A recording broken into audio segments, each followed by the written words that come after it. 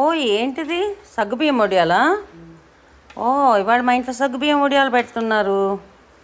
దీన్ని ఏం చేస్తారు? ఏం చేస్తే ఇలా వచ్చింది?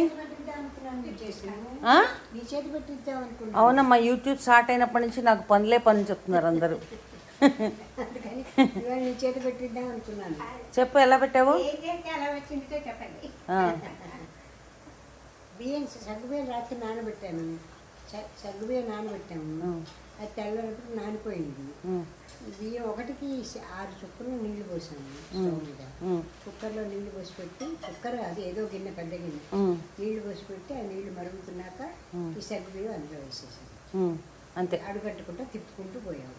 ఓకే. ఉప్పు, కారం, పచ్చిమిరపకాయల కారం, ఉప్పు అన్నీ గ్రైండ్ చేసి వేశారు. గ్రైండ్ చేసేసి సో ఇలా తయారు చేశారనమాట. దీన్ని మంచిగా ఎండలో వడియాలాగా పెట్టడమే. అమ్మ ఇంకొంచెం